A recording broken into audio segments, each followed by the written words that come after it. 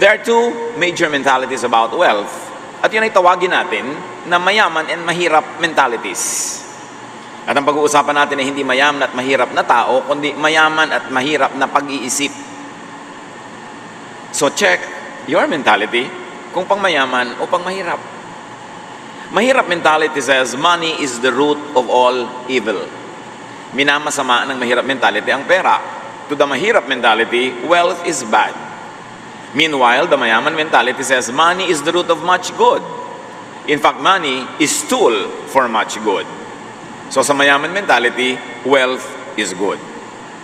Proverbs 10:15, great wealth can be a fortress, but poverty is no protection at all. Ang may kayamanan ay nakasandal sa pader. Ang walang kayamanan, ang nagdarahop ay hubad at masyadong vulnerable. Proverbs 21:20, wise people live in wealth and luxury, but stupid people spend their money as fast as they get it. So ang matatalinong tao, napapahaba nila ang kanilang kariwasaan. Yun daw mga taong mangmang, sasandali lang, one day millionaire, tapos mahirap na uli. Sa mahirap mentality, rich people are just lucky or blessed. In other words, sinuwerte lang yan, hindi niya accomplishment yan, binuenas lang yan, pinagpala lang yan ng Diyos, so wala siyang dapat na i-claim na responsibility for becoming rich. At sa ganyang mahirap mentality, mahirap people are just malas. Mahirap ako kasi malas lang ako.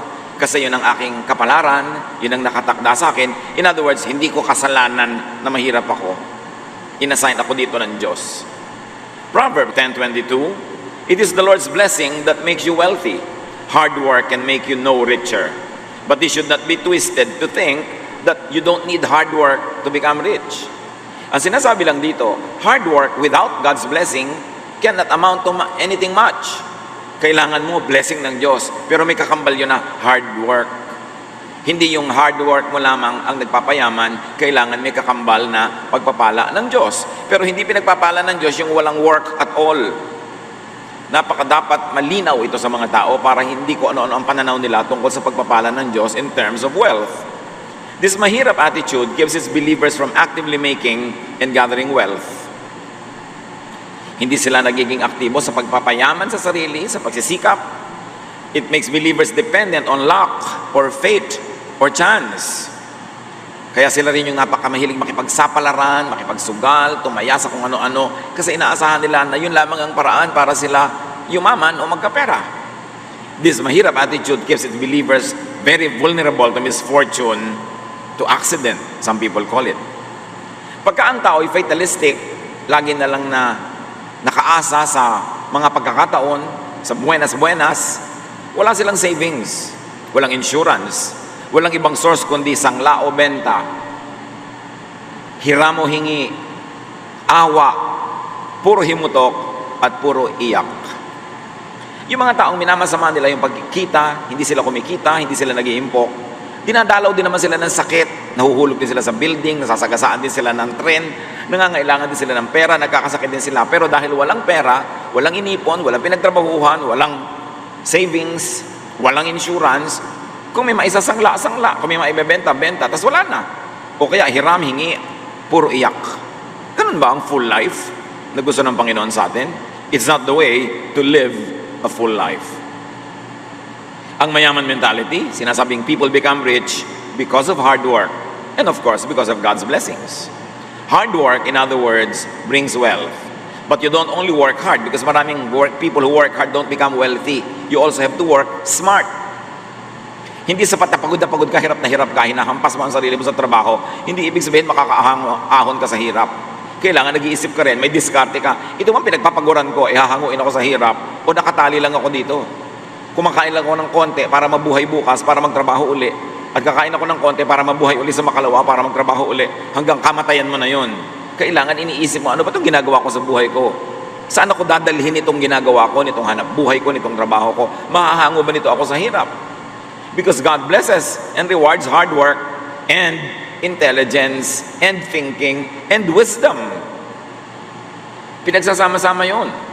Ecclesiastes 5:19, suppose you are very rich and able to enjoy everything you own, then go ahead and enjoy working hard. This is God's gift to you. So enjoy working hard at something that gathers wealth, at something that gives you enough or more than enough income, pero hindi lang yung working hard, pero wala namang nangyayari sa buhay mo. Proverbs 10:4, laziness leads to poverty, hard work makes you rich. Rich people become rich because of suited, applied knowledge. Not just any education or course. Ang dami-daming edukado, ang dami-daming college graduate, ang dami-daming may pinag-aralan, pero bakit maralita pa rin? Pag tinignan mo ang habit ng mga may kaya, ng mga mayayaman o mga yumaman, ang mga pinag-aaralan nila, hindi kung ano na lamang na usong kurso. Pinag-aaralan nila ang mga bagay na mayroong direct result sa kanilang gustong hanap buhay. Pinag-aaralan nila kung ano yung talagang angkop na angkop sa gusto nilang gawing negosyo o trabaho. Proverbs 19:8, do yourself a favor and learn all you can. Then, remember what you learn and you will prosper. So, kailangan, mabuti daw para sa sarili mo yan na mag-aral na mag-aral. At tandaan mo yung pinag-aralan mo. Hindi yung last week lang yung exam, hindi mo na rin alam yung sagot ngayon. Gumraduate pero walang alam, walang natandaan. So, ano mangyayari sa'yo? Sabi, tandaan mo lahat ng pinag-aralan mo, magagamit mo yan, at ikaw ay magiging mariwasa dahil dyan. Specific, useful knowledge and skills. Pag kinompare nyo ang pinag-aaralan ng mga mayayaman at pinag-aaralan ng mga mahihirap, ibang-iba. O ito na lang ang pag-aralan mo kasi mura yung kursong yan. Oo nga, mura yung kursong yan, pero anong gagawin niya sa buhay ko? Ang dami ko nga na pag-aralan, pero wala rin akong trabaho, wala rin magbagay sa akin. Dapat pinag-aaral mo, ano talaga? Gusto mo ba talaga halimbawa na maging burda queen? Hindi ang pag-aralan mo, pagbuburda, hindi mo kailangan mag-accounting o mag-chemistry o mag-commerce. Ang gusto mo talaga, magtayo ka ng shop, na mag-aral ka mag-welding, mag-aral ka masilya ng mga kotse, hindi kukuha ka ng kung anong psychology, pagkatapos hindi mo naman magagamit. Kailangan, hindi ka lang aral ng aral, yung talagang pakikinabangan mong pag-aaralan. Kasi kahit takpan mo yung ng mga diploma yung buong dingding nyo, kung hindi naman yun ang bagay sa iyo na pinag-aralan at hindi mo kakaperahan, mahirap ka pa rin.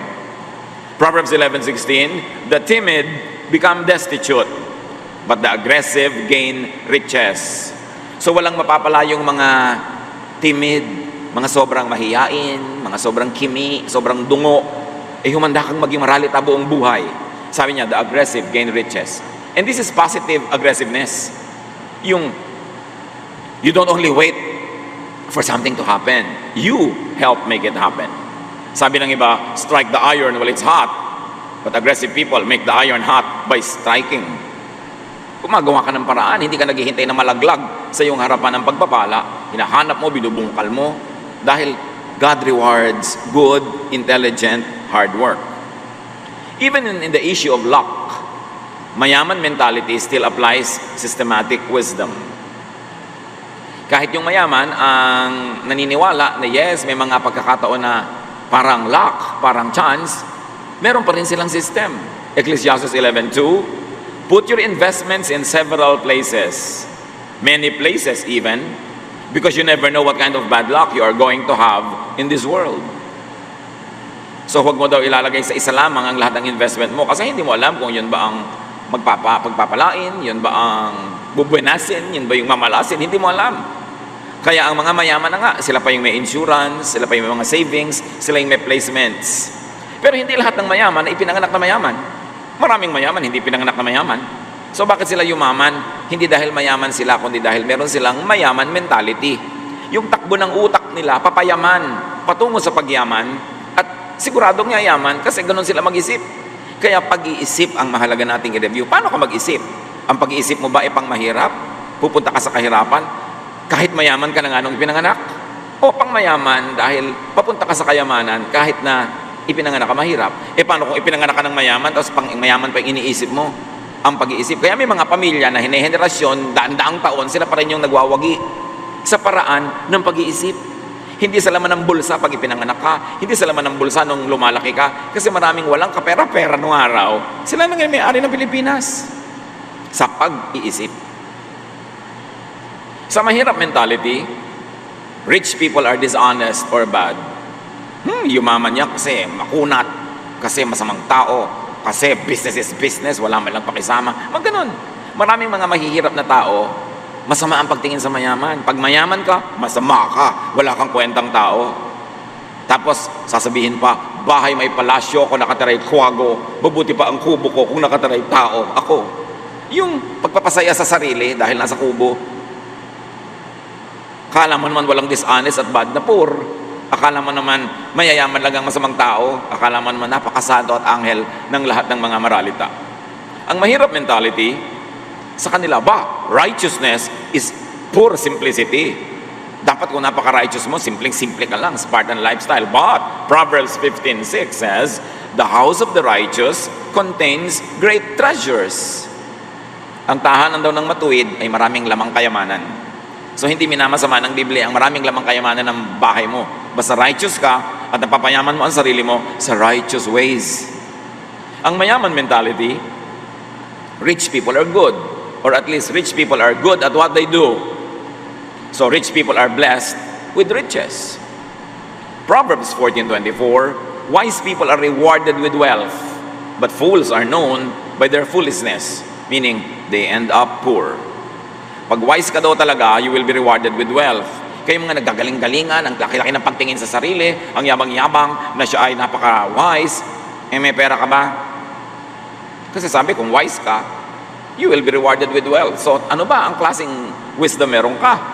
Wisdom na pangyabang o wisdom na para kumita? To produce wealth, to create wealth. Kasi sabi, you will be rewarded with wealth. Wealth is a reward, not a punishment. Ecclesiastes 2:10, sabi ni Solomon na ubod ng yaman, anything I wanted, I got. I did not deny myself any pleasure. I was proud of everything I had worked for, and all this was my reward. Sabi, bakit? Pinaghirapan ko naman. Kinita ko ito. So sabi ko noon, ang gusto ko, binili ko, kinuha ko, naging akin. Hindi ko pinagkaitan ng aking sarili ng anumang mga kasiyahan sa buhay. Bakit? Pinagtrabahuhan ko naman. Sabi nitong si Solomon, na itong ganitong kind of thinking ay minamasama ng Greek philosophy. Sa Greek philosophy kasi, which had a very strong impact on Jewish culture as well, yung parang masama ang katawan, ang mabuti lang yung espiritu, masama ang sarap, layaw at ginhawa, ang masarap lang yung pagdurusa, yun lang ang tama. That is Greek philosophy that influenced even many people in the churches, in the Christian churches. But that is not a Jesus idea. It is really a Greek idea that influenced many people in Israel. Ecclesiastes 2:10, I got whatever I wanted and did whatever made me happy. But most of all, sabi niya, I enjoyed my work. Do you enjoy your work? If not, you need to be wealthy. You need to have more money so you can do what you want to do that you will enjoy. Wealth gives freedom to enjoy and be happy even with one's work. Ang masarap sa buhay ay yung kinikita mo galing sa trabahong na-enjoy mong gawin, hindi yung nagdurusa ka, kinakamuhian mo yung trabaho mo para ka lang kumita at may ibili ng ulam. Pagka ikaw ay may sapat na kakayanan financially, you can have flexible time. You can have flexible focus and priority, and you will have fulfillment. And wealth can make you a giver instead of a receiver. Wealth can make you a supporter instead of a basket case or a charity case. Wealth can make you a blessing instead of just recipient from other people. Pag dinefine mo what is work, it is what you do. What is play, it is what you enjoy doing. How about getting paid for what you enjoy doing for playing? Ang tao, aasenso, magiging maluwag, masagana, kung ang ginagawa niya ay gusto niya talaga, mahal niya, bagay sa kanya, tama sa gifting sa kanya ng Diyos. Kaya huwag ka lang basta magkatrabaho. Kailangan manindigan ka na at ang gagawin mo yung gusto mo, yung productive ka, yung ikaw ay magiging outstanding, hindi lang ordinary. Pero siyempre, sasabihin mo nga, paano kung wala akong kapera-pera, kapit sa patalim, kahit anong trabaho, tatanggapin ko na. Cycle nga of poverty yan eh. Because when you are doing something you don't enjoy, and when you are doing something you are not cut out for, you will not be excellent. And when you are not excellent, you will not be rich. Kaya kailangan mag-isip ka, paano ako kakawala dito sa paikot-ikot na buhay na dahil wala akong pera, nagigipit ako, tinatanggap ko kahit ano na lang trabaho, at dahil kahit ano na lang, hindi tuloy ka nagiging maluwag, hindi tuloy ako umaasenso, kaya tatanggapin ko na lang lalo kahit ano na ipagawa sa akin, paikot-ikot hanggang kamatayan na. Kailangang tumalon palabas sa ganong cycle.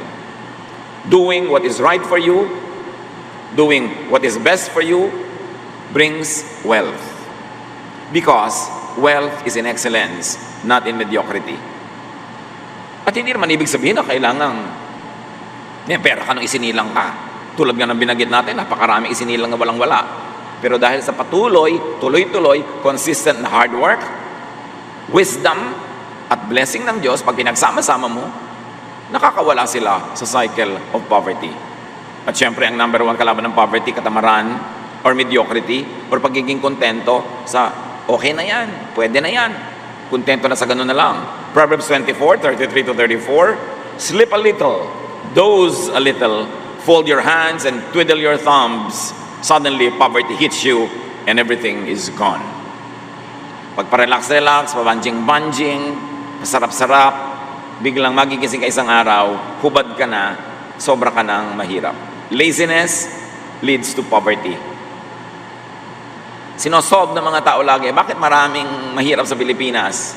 Kasi maraming pamilya sa Pilipinas, ang daming member na tamad.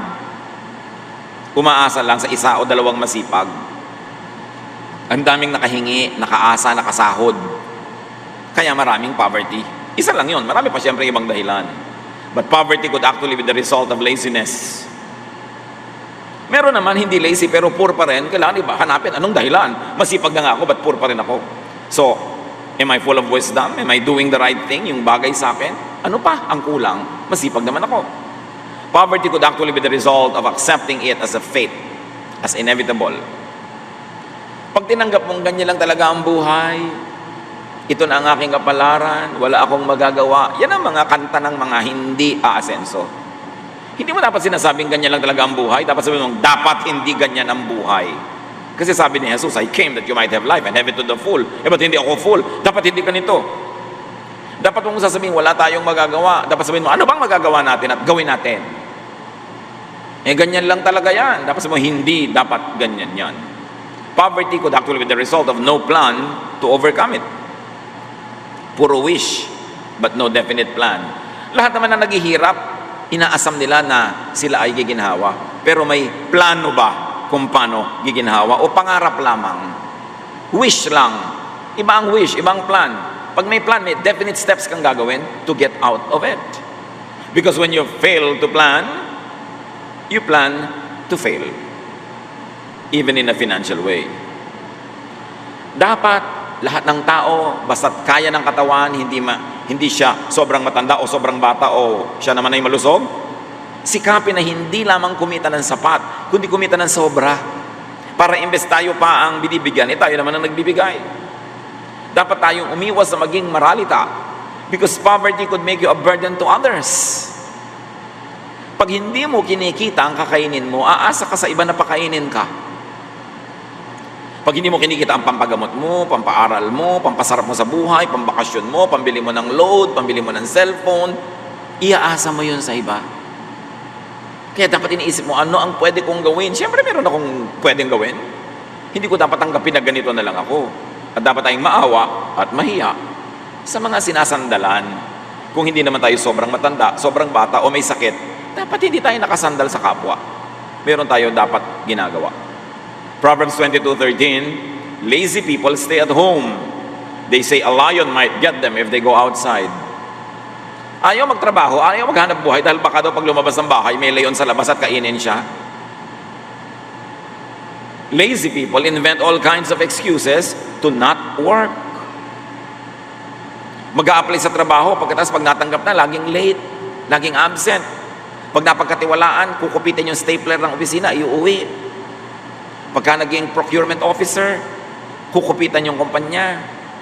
Pagka may mga bandi-bandi clock, iba pag ang taga-bandi sa kanya. O kaya magbabandi clock. Pag nakabandi clock na, bigla ang bagal-bagal na maglakad.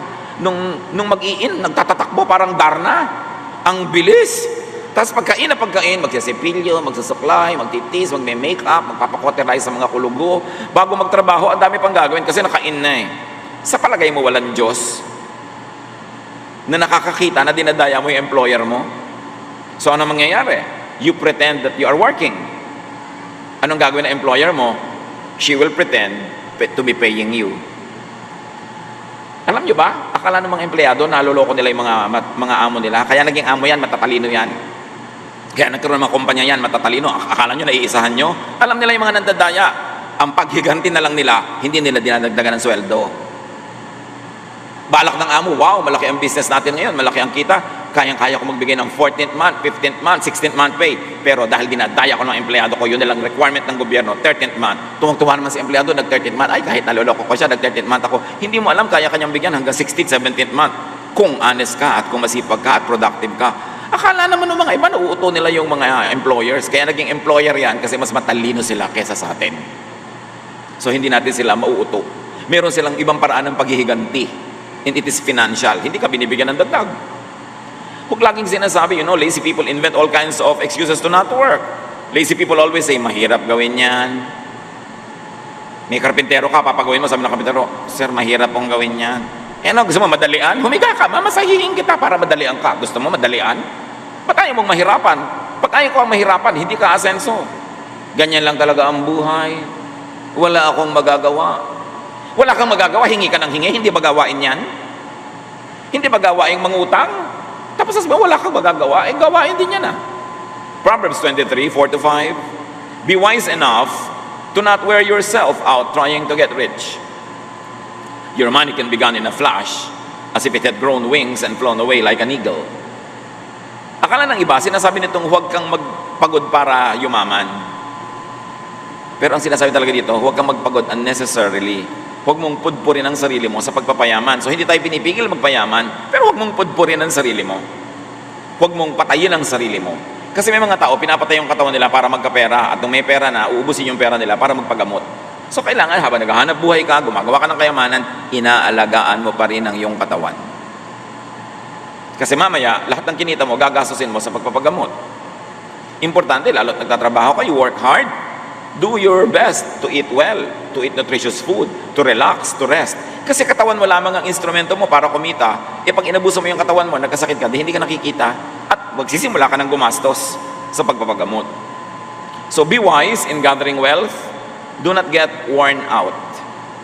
Huwag sobrang magpagod. Dapat nagpapahinga. Ecclesiastes 5:10-11. If you love money and wealth, you will never be satisfied with what you have. This doesn't make a bit of sense. The more you have, the more everyone expects from you. Your money won't do you any good. Others will just spend it for you. Sinasabi ba dito na huwag ka na magpayaman? No. Ang sinasabi, it is not good to wear yourself out making wealth if you do it only for the love of money, only for yourself.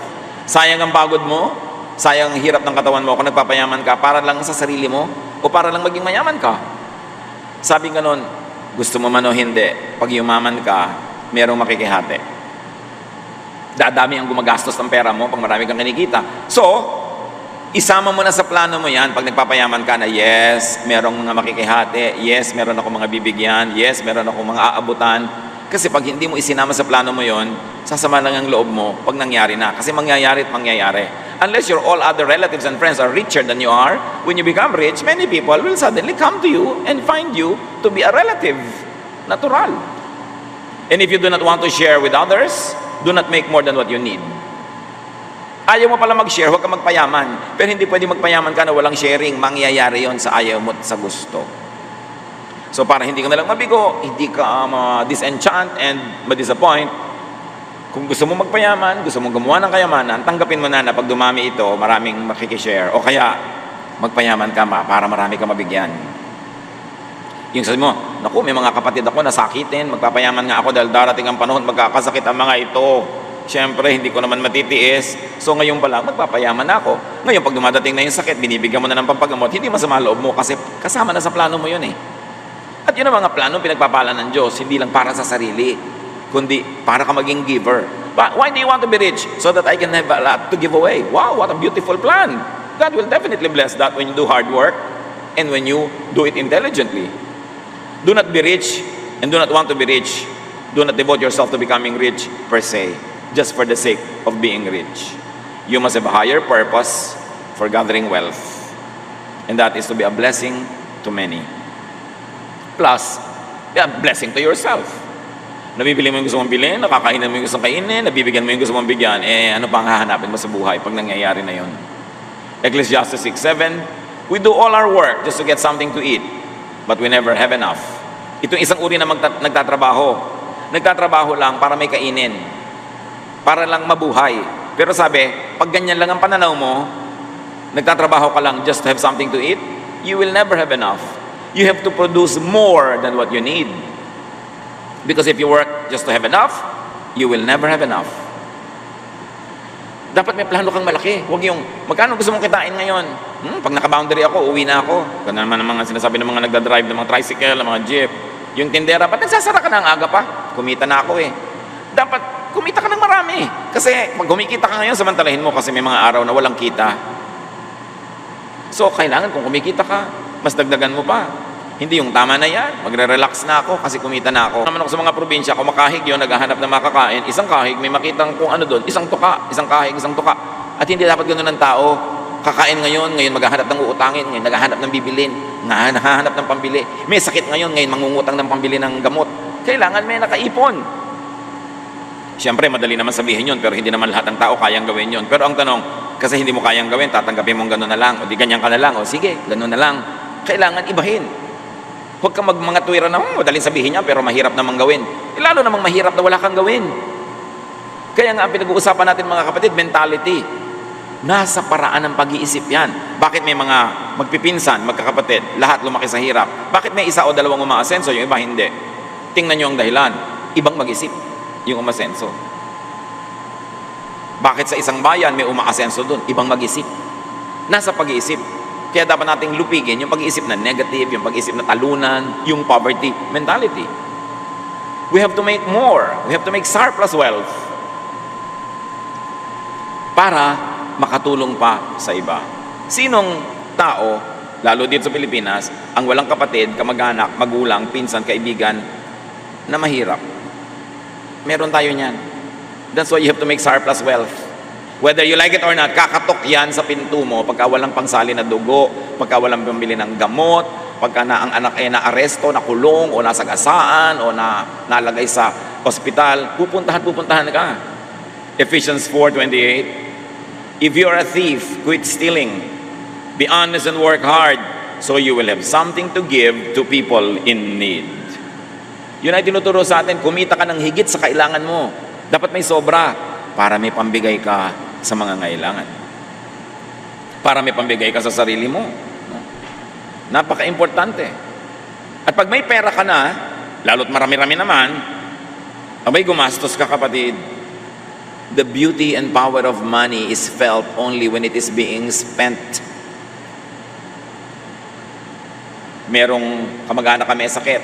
Merong kang kamag-anak o pamangkin mag-enroll. Merong nangangailangan. Wala silang pera. Ikaw naman dito sa lalagyan mo, may mga pera ka nakasalansan. Pag ibinigay mo yung 1,000 doon o 2,000, ang daming magagawa sa buhay niya. Pero pag inipit-ipit mo lang doon sa pagitan ng mga duster mo, wala namang ginagawa yun, nandun lang. Kung ang dami-dami nasa bank, nandun lang, ano talagang ginagawa nun? Wala. Kasi ang kapangyarihan ng pera ay kumikilos lang pag siya ginagastos. Hindi pag itinatago. Yung itinatago mo, para lang so that you feel secure. May konti kang savings. Pero kung puro nakatago, ipit ka lang ng ipit, at maraming ganong tao. Ang dilim-dilim sa bahay, ayaw magbukas ng ilaw dahil ayaw magbayad ng kuryente. May pambayad naman. Kung ano na lang mga inuulam, hangin, hinihigop na lang yung hangin, yun ang ulam. Inaamoy ang ulam ng kapitbahay, sabay subo ng kanin. May pera naman. Why? The beauty of money is in spending it correctly, in a good time, and when you earn it well. Huwag sobrang kuripot. Huwag sobrang ipit ng pera kasi pag namatay ka, makukuha lang yan ng iba. Napaka-importante na marunong ka magtrabaho, marunong ka mag-save, at marunong ka rin gumastos. Sabay-sabay yun para magkaroon ka ng full life. Ano ba ang major teaching ni Jesus tungkol dyan? Matthew 25:20-30. Alam natin yon. Nagkwento si Jesus tungkol sa taong nire-represent ang Diyos. Nagbigay siya ng mga puhunan sa iba't ibang mga tao, iba't ibang halaga. At pagkatapos binalikan niya, kinuwenta niya kung magkano kinita nung ibinigay niya mga puhunan. The servant who had been given 5,000 coins brought them in with 5,000 that he earned. He said, "Sir, you gave me 5,000 coins and I have earned 5,000 more." "Wonderful," his master replied, who represents God in the story. "You are a good and faithful servant. I left you in charge of only a little, but now I will put you in charge of much more. Come and share in my happiness." So yung Diyos dito sa kwento, tuwang-tuwa na ibinigay niyang 5,000 coins, naging 10,000 coins. pinakita, dinoble nung pinagkatiwalaan niya. Sabi niya, wow, ang ganda, halika, mag-enjoy tayo. Next, the servant who had been given 2,000 coins came in and said, Sir, you gave me 2,000 coins and I've earned 2,000 more. Wonderful, his master replied. You are a good and faithful servant. I left you in charge of only a little, but now I will put you in charge of much more. Come and share in my happiness. So, nakita natin, hindi lahat ng tao pare-pareho ang ibinibigay ng Diyos sa puhunan. May binigyan ng 5, nagawa niyan 10. Sabi niya, naku, halika, mag-enjoy tayo, I like what you did. May binigyan naman, 2,000 lang. Yung 2,000, naging 4,000. Sabi niya, wow, hindi kalakihan ang binigay ko sa'yo, pero dinoble mo rin. Next time, mas malaki na ibibigay ko sa'yo. Kasi napapadoble mo. Sabi ganun, halika, sumama ka sa aking kasiyahan. The servant who had been given 1,000 coins came in and said, Sir, I know that you are hard to get along with. You harvest what you don't plant and gather crops where you haven't scattered seed. I was frightened and went out and hid your money in the ground. Here is every single coin. So yung isa binigyan ng 5,000, naging 10. Yung isa binigyan ng 2,000, naging 4. Yung isa binigyan ng 1,000 lang. Sabi niya, ito na po, 1,000 nyo. Eksaktong-eksakto, sosoli ko na lang. Hindi ko in-invest, wala akong ginawa. Kasi natatakot ako magkamali. At saka wala naman kayong kwentang tao eh. Bakit ko paparamihin ang binibigay nyo sa akin? So this is the usual attitude of mahirap mentality. Rich people are bad. They become rich for being bad. So why join them in their projects? Ang poverty mentality, money is not meant to be multiplied. It is only to be kept. Ibinaon ng pera, nakabaon, nakaipit lang. At ganun ang talent ng maraming tao na ibigay ng Diyos, nakabaon lang, hindi nagagamit. Ganun yung kanilang mga karunungan, mga katangian, hindi nagagamit, nakabaon lang. So ikinatuwa ba yun? Uy, sigurista ka, ang galing-galing mo naman. Natuwa ba? The master of the servant told him, You are lazy and good for nothing. You know that I harvest what I don't plant and gather crops where I haven't scattered seed? You could have at least put my money in the bank so that I could have earned interest on it. Nakita niyo yung kwento ni Jesus? Ayaw mo palang i-invest. Ang tamad-tamad mo pala. Negative pala ang attitude mo tungkol sa pera at sa investment. Sana nilagay mo man lang sa bangko, nagka-interest. Dapat yung ibinigay ko sa yung 1,000 last year, ngayon, 1,020 man lang. Alam mo lang sa bangko, 0.05%, 1% lang yan, no? Pero at least may nadagdag. Pero ganito mo isosoli sa akin, wala man lang pakinabang. Parang yung mga nangutang 10 years ago, umutang ng 10,000, binayaran ka ngayon, 10,000 din. 10 years ago, yung nabibili ng 10,000, 5 talong. Ngayon, kalahating talong na lang yun. So, nawala na ng value yung pera ko, ipinaghatiwala ko sa'yo, ipinahiram ko sa'yo, pinampaluwag ko ng buhay mo. So, soli mo sa akin, ganun lang yung face value. Yung economic value niyan, bumaba na. Mga kapatid, pag nangungutang kayo, pag nagbayad kayo, dagdagan nyo naman. Kahit malang isang pinya, idagdag nyo. Isang talong, isang singkamas. Hindi yung ganun-ganun nyo rin isusole, wala malang pakinabang yung nagpahiram sa inyo. Nangangalumatan na nga, kawawari gabi-gabi kung magbabayad kayo or not. Tapos ganun lang, wala siyang napala. Paano kayo pagpapalain ng langit kung ganun kayo uri mangutang? Hindi kayo blessing sa nagpautang sa inyo. Yun yung nagbabayad pa ha, meron pa nga hindi nagbabayad.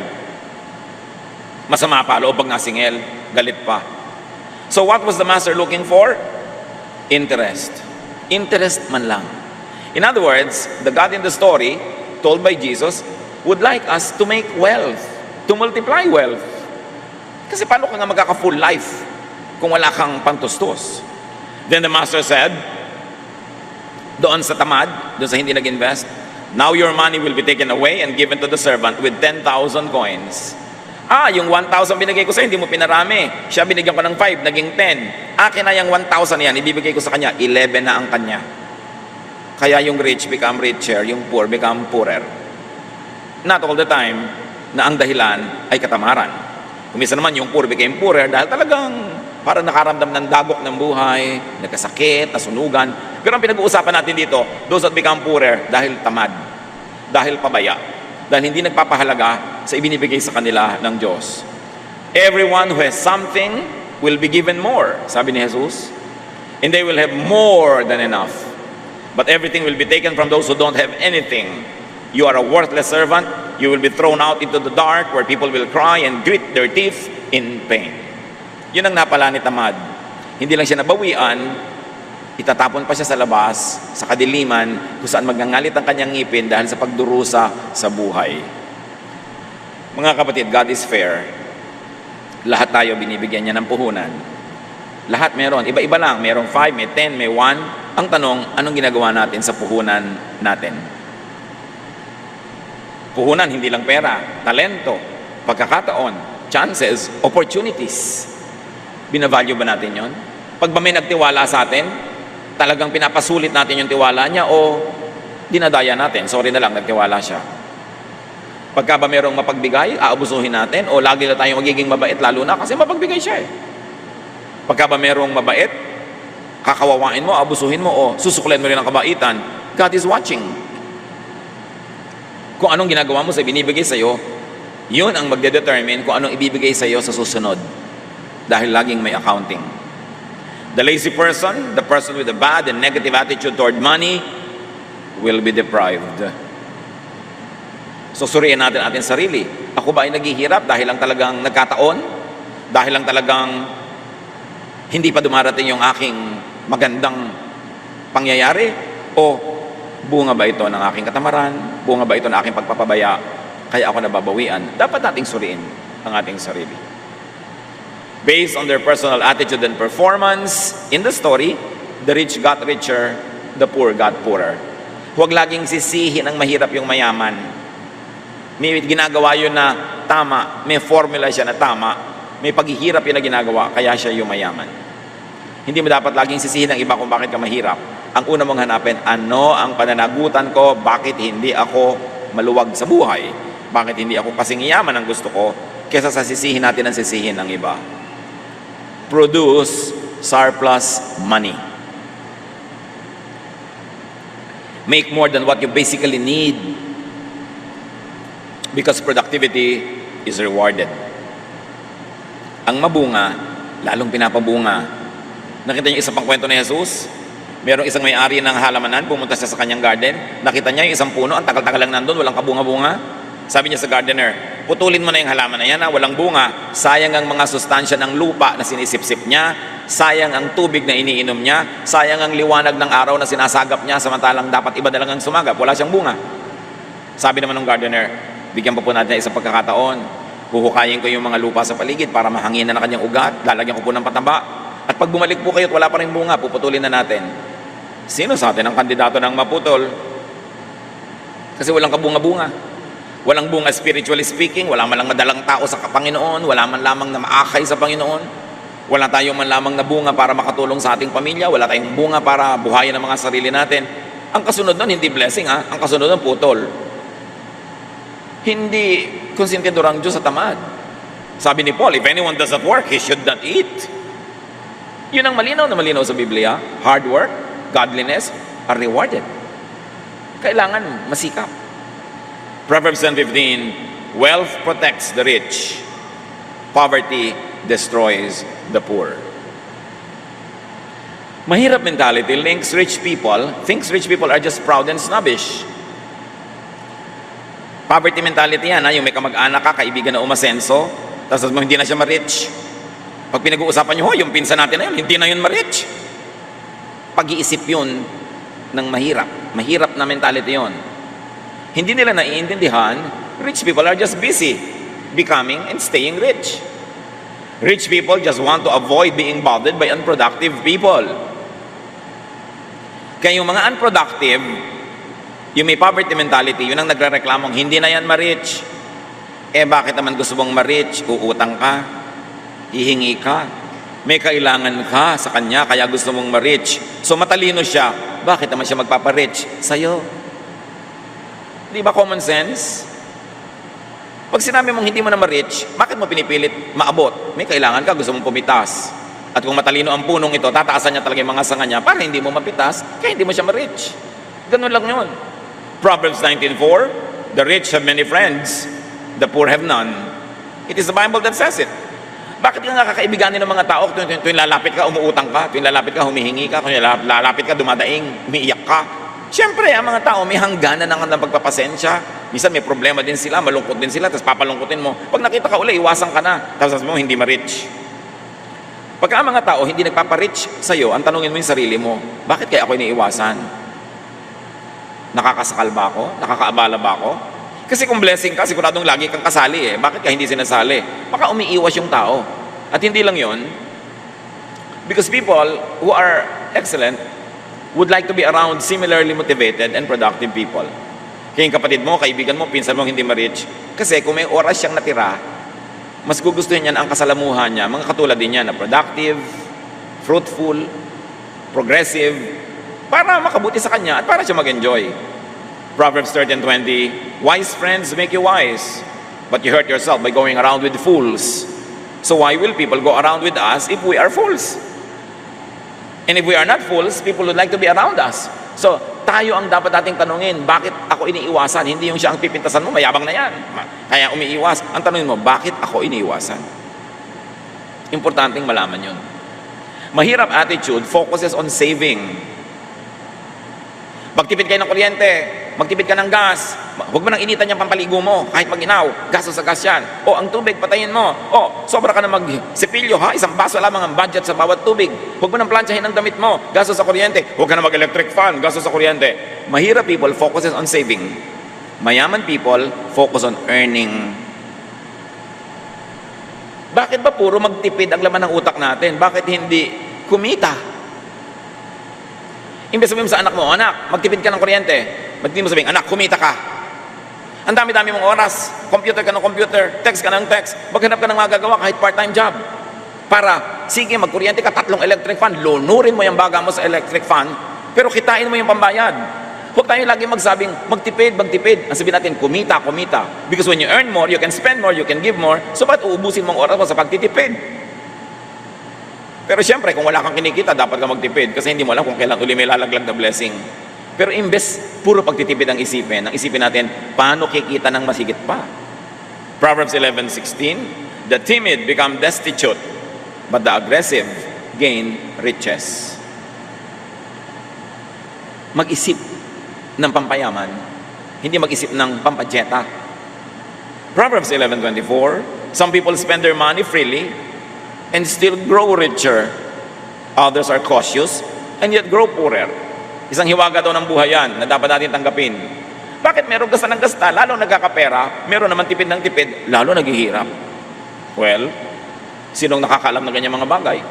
Ang protection mo lang sa ganyan is to just earn more. There is a mysterious path of blessing. There is the time and chance factor in money matter. Talagang may mga bagay na mahiwaga na hindi abot ng isipin ng tao. Sabi ni Solomon sa Ecclesiastes 9:11, here is something else I have learned. The fastest runners and the greatest heroes don't always win races and battles. Wisdom, intelligence, and skill don't always make you healthy, rich, or popular. We each have our share of bad luck. Sabi niya, hindi naman ko mo magaling ka, mananalo ka na eh. Hindi ko mo matalino ka, yayaman ka na. Ang gano'n, meron din talagang minamalas-malas. So, hindi ko mo mahirap ka ngayon, ibig sabihin pabaya ka o tamad ka o ikaw may kasalanan, baka inaalat ka lang. So, ibahin ang timpla ng buhay para matanggal yung alat. Para maiba ang takbo ng buhay. Pero meron naman, hindi ka inaalat, tamad ka kasi. Ganun lang yun. Wala ka, batugan ka kasi, no? Wala kang ginagawa, asa ka lang ng asa. Kaya ka mahirap, gumagastos ka ng higit sa kinikita mo. Hindi alat ang tawag doon. It means you are spending more than what you're earning. So dapat marunong tayong sumuri sa ating sarili. Mahirap mentality uses the body to make money. Hinahampas ang katawan sa trabaho. Mayaman mentality uses money to make the body more healthy. Ano ibig sabihin natin dyan? Iisa ang katawan mo. Pag yan lang ang hinahampas mo sa trabaho, kahit kumita ka, mamaya bibigay din ang katawan na yan, magkakasakit yan. At ito, ang kaisa-isang instrumento ng mga maralita, yung katawan nila. Ibebenta mo ang katawan mo sa employer from 8 to 5, hindi ba binibenta mo, etong katawan ko, gamitin nyo ako, tagalagay ng mga ganito sa supot, taga-bukas ng pinto, tagalinis ng ganito, etong katawan ko, binibenta ko ang aking katawan at aking oras. At pagkatapos mong bilhin ng aking oras at katawan, lupay-pay na ang katawan ko, wala na akong pakinabang sa aking sarili. So magpapahinga na lang ako, para bukas may lakas uli ako para ibenta ko uli sa yung katawan ko. Magtatrabaho uli ako hanggang mapagod. Kikita lang ako para may kainin, pero hindi sapat. Ang payong ko, 3 buwan ng hulugan, hindi pa tapos ang hulog. Pero trabaho ka ng trabaho, pagod na pagod ako. Hindi ka ba dapat makahalata na merong dapat ibahin? Kasi pagod na pagod ka naman, pero walang bunga. Proverbs 14:30, a tranquil mind gives life to the flesh, but passion makes the bones rot. Especially the passion to survive. Selling one's body, one's time, one's youth, one's energy to employers does not usually earn enough to enjoy wealth to the fullest. Yung meron ka laging empleyado mentality, meron siguro talagang cut out for that, pero meron mga iba, hindi. Kung hindi kayo cut out for that, gumawa kayo ng paraan para magkaroon kayo ng sariling hanap buhay, sariling negosyo, or sideline. No? Kasi nagagastado ang katawan. Minsan makakakita ka ng mga workers, ang lalakas ng katawan, mga construction workers, nauulanan, naaarawan, ang lalakas ng katawan. Pero pag tungtong ng 30, 35, ang tanda na. Marami ng sakit. Kasi yung katawan hindi naalagaan. Alam nyo lalo mga construction worker, ang liit-liit ng kita nila. Pagkatapos, nakatira sila sa mga nilalamok-lamok na lugar habang may construction. Ang kakainin nila, kung ano-ano lang. Walang quality of life, walang quality of sleep. Magtatrabaho araw-araw, off lang sila pag linggo. Gaano katagal lang itatagal ng katawan nun? So hindi naman kumita ng malaki, tapos ngayon, parang matanda na, may sakit na habang buhay na ngayong alagain, pakainin, hanggang kamatayan na niya yun. Yun ba ang full life? Maraming merong pananagutan dyan, hindi lang yung may katawan, yung economy. Pag sobra namang ang liit-liit magpasweldo halimbawa ng mga employer, kahit kumikita sila, ang laki ng profit, wala man lang profit sharing sa mga empleyado. Talaga ang empleyado, nabubuhay lang para magbenta ng kanyang katawan at oras sa employer. Hanggang hindi na siya papakinabangan, tatanggalin na siya, may sakit na siya.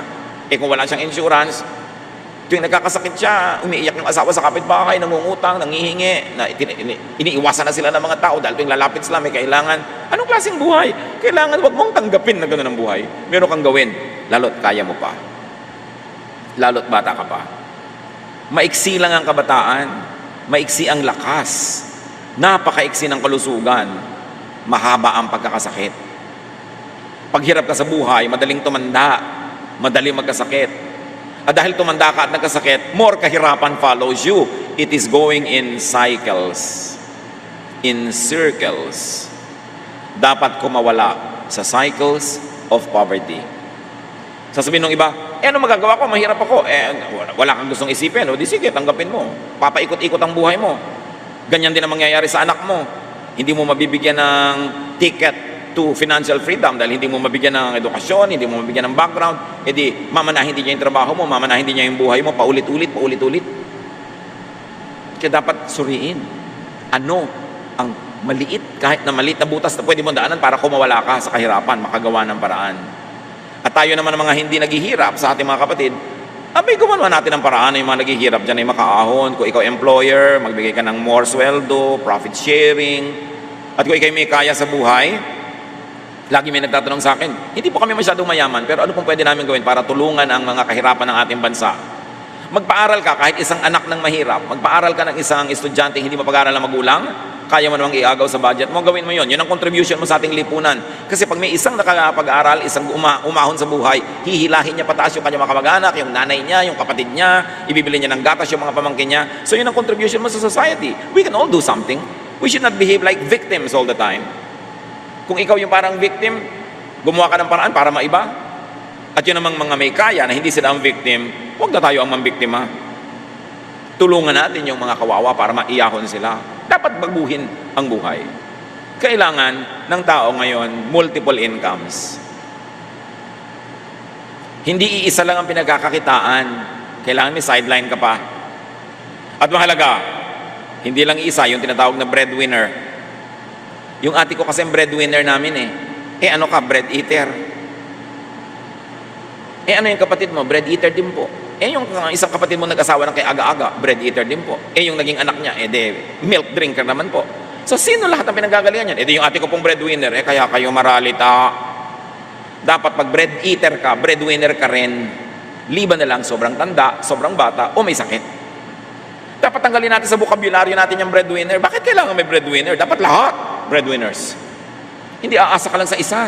Kawawa naman. 40 anyos na, hindi pa nagkakanobyo. Tapos ikaw, 16 pa lang, may 3 anak ka na, siya pa ang nagpapa-aral sa anak mo, sobra ka nag-enjoy sa buhay, tapos yung ate mong matandang dalaga ang nagka-losyang-losyang na sa pagpapakain sa'yo. Napaka-unfair kung minsan natin, may breadwinner pa. Hindi ka dapat asa ng asa kung mo binibigyan ka, kung minsan naaawa sa'yo, o mahal ka talaga, o hindi na lang makakibo. Pero dapat gumagawa ka ng paraan, walang breadwinner. Kaya maganda magkaroon ng sariling negosyo or sideline, kahit may trabaho ka pa. Kasi maraming gasto sa buhay. Nung araw, di naman natin binibili yung drinking water.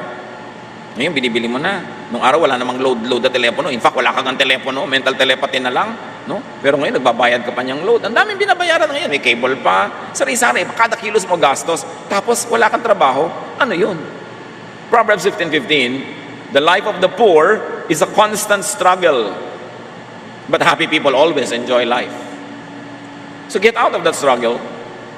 Balikan natin na sabi ni Jesus, John 10:10. The thief comes only to steal and kill and destroy. I have come that they may have life and have it to the full. How much money does a full life require? May minimum requirement dyan. Earn it or deserve it. Romans 12:2. Ano mang dapat baguhin sa buhay, dapat mo nang baguhin sa isip. Do not conform to the pattern of this world, but be transformed by the renewing of your mind. Then you will be able to test and approve what God's will is, His good, pleasing, and perfect will. If you're already rich, change your life, become richer. Then you can have more to give. You have more to enjoy. If you are not rich, change your way of thinking, change your life, and be rich. And if you are very, very poor, lalong kailangan mo ng change. Change, improve finances and life by changing and improving the way of thinking. Dear Lord, maganda lang ang plano mo para sa amin. Your plan is to give us hope in the future. So turuan mo kami na isang ayon ang aming katawan, ang aming isip, ang aming lifestyle sa plano nyo para sa amin. To be productive, to be fruitful, and to live in abundance. Pagbulay-bulayan natin mga kapatid ang application sa ating mga buhay ng mga salitang ating pinag-aralan. Lord, as your people bow before you, please finish the message personally for each one. Teach us what we should do in response to these teachings. Be alone with the Lord in silent reflection.